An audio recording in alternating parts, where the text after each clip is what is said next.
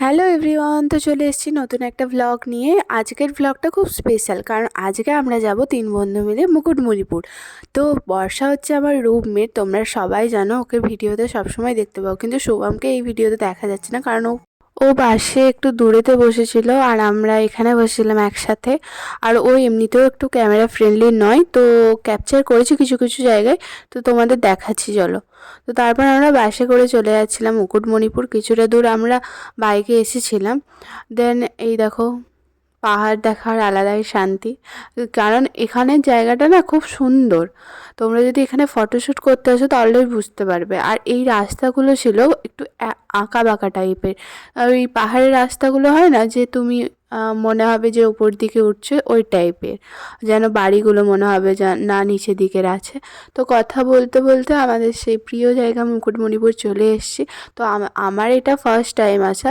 বর্ষা এর আগে অনেকবারই এসছে, যেহেতু ওর বাড়ি থেকে অনেক কাছে। আর এই জায়গাগুলো দেখছি কত সুন্দর ড্র করা আছে। তারপর এই দেখো, খ্যাপাগিরি করতে করতে আমরা যাচ্ছি। বাস থেকে নেমে একটু চা না খেলে হয়। এই দেখো, এটা শুভম এবার ক্যাপচার করেছে একটু। তারপর আমরা নিয়ে নিলাম 3 বন্ধুরা 3 কাপ চা। তো তার সাথে আমরা বিস্কুটও নিয়েছিলাম, ক্যাপচার করা হয়নি। তো এই দেখো, চা খেতে খেতে অনেক গল্প করে একটু এনার্জি নিয়ে তারপর ইনি মহারানী দেখো বিস্কুটটা কীরকম চায়ে ডুবিয়ে খাচ্ছেন।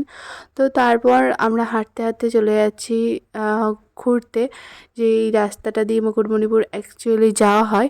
তো এই রাস্তাটা খুব সুন্দরভাবে সাজানো ছিল ক্রিসমাসের কারণে, আর এগুলো খোলেও নি, আমরা যখন গেছি তখনও এরকমভাবেই সাজানো আছে। তো তারপর দেখছো রাস্তাটা কতটা সুন্দর। আর আমরা খ্যাপাগিরি করতে করতে চলে এসেছি। আর এখানে আমাদের কথা হচ্ছিল টোটো করে ওই সাইডে যাব। ওই সাইডে অনেক রকম মন্দির টন্দির আছে শুনছিলাম, কিন্তু আমরা যাইনি, আমাদের টাইমটা অনেকটাই লেগে গেছিলো। তো সেই কারণে আমরা যাইনি ওই দিকটায়। ওই দিকটা ঘোরাটা আমাদের অনেকটাই বাকি আছে। তো এখন আমরা যাচ্ছি নৌকায় উঠতে। তো এখানে খুব সুন্দর সুন্দর ফটোশ্যুট করব। আর আমার তো নৌকায় ফার্স্ট টাইমে ওটা, কিন্তু খুব একটা ভয় লাগেনি। আমাদের এই টিকিট কাউন্টার থেকে টিকিট কেটে নৌকায় উঠতে লাগবে, কারণ টিকিট কাউন্টার থেকে টিকিটের দাম যদি বলো তাহলে আমাদের 50 রুপিস করে নিয়েছিল পার হেড। সো এই দেখো, নৌকায় আমরা চেপে গেছি। নৌকাটা চাপার সময় একটু দুলছিল, হালকা ভয় লাগছিল। তারপর মানে ওখানে গিয়ে তো আর ভয়টা অতটাও লাগেনি, কারণ আমরা তো ফটোশ্যুট করতে এসেছি গাইস। যাই হোক, এই দেখো খুব সুন্দর লাগছিল ভিউজটা। তারপর এই দিক থেকে মহারানীদের ফটো তোলা শেষ হচ্ছে না, আমি তো তুলে দিচ্ছিলাম। আর এখান থেকে আমি জলটা নেওয়ার চেষ্টা করেছিলাম, কিন্তু না, আঙ্কেল বারণ করলো, বললো যে এতটা হেলো না, তো ডিসব্যালেন্স হয়ে যেতে পারে। তো তারপরে দেখো জলটা দেখাচ্ছি তোমাদের, আওয়াজটা তোমাদের শোনাচ্ছি, দাঁড়াও। তারপর এখানে আমি কিছু রিলস শ্যুট করলাম, একটা নয় অনেকই করেছি আমি আর বর্ষা মিলে। আর শুভম ছিল আমাদের ক্যামেরাম্যান। যাই হোক, তারপর আমরা এই দিক থেকে চলে এলাম। তারপর সামনে ছিল অনেক মার্কেট, তো আমরা মার্কেটগুলো এক্সপ্লোর করতে যাচ্ছিলাম। আর এই রাস্তাটা এত সুন্দর, এখানে ছবি তুলতে তোমরা অনেকেই পারো। তো সামনের মার্কেটে চলে এসেছিলাম কিছু টুকিটাকি জিনিস কেনাকাটির জন্য, কারণ প্রথমবার এসেছি, স্মৃতি হিসাবে তো কিছু নিয়ে যেতে হবে।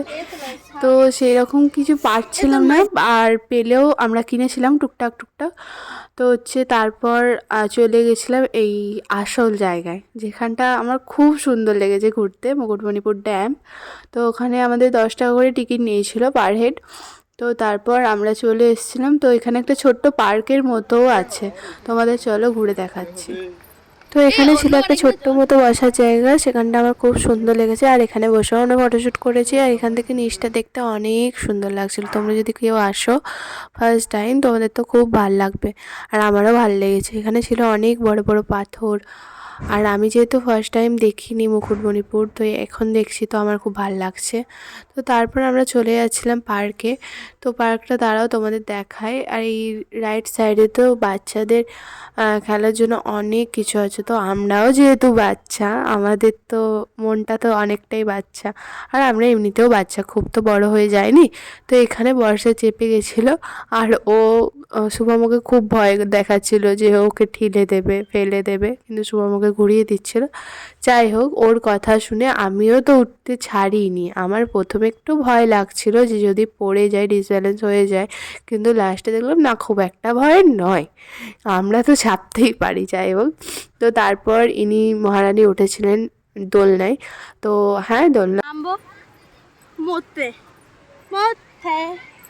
তো দাঁড়াও জানি তোমরা ওর কথা কিছুই বুঝতে পারোনি। ও বলতে চাইলো এবার আমরা নিচে নামবো মরতে, কারণ এখানে রাস্তাটা ছিল খুবই উঁচু নিচু টাইপের। ও তো এসেছে ধরো, আমার তো ফার্স্ট টাইম, আমার তো নামতে খুব ভয় লাগছিল। ও ততর করে নেমে যাচ্ছিলো আর শুভম আমার ক্যামেরা করে দিচ্ছিলো। প্রথমে তো ফোনটা আমার হাতেই ছিল, আমি ভয়ে শুভমকে দিয়ে দিয়েছিলাম যে শুভম তুমি নামো, দেন ক্যামেরা করে দেবে। কারণ তো এগুলোই তো স্মৃতি না, যে ও আমায় হেল্প করছিল নামার জন্য।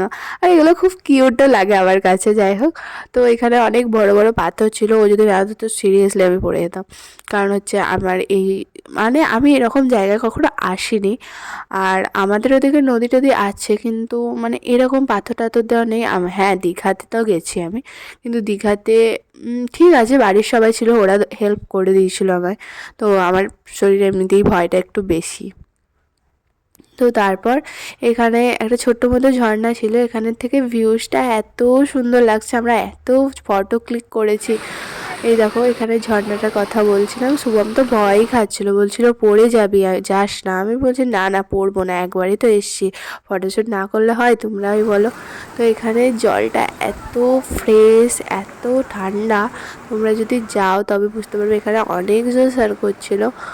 আর এই দেখো এই জায়গাটায় আমরা অনেক ফটো ভিডিও ক্লিক করেছিলাম। আর আমি যখন ভিডিও ক্লিক করছি বর্ষাতে কন্টিনিউ আমায় ডেকে যাচ্ছে, বলছে আমার রিলস বা ভিডিও বানিয়ে দিবি কিনা। তো এইভাবেই আমরা মজা করতে করতে মুকুটমণিপুরটা ঘুরলাম। তো দেখা হচ্ছে নেক্সট কোনো ব্লগে, টাটা।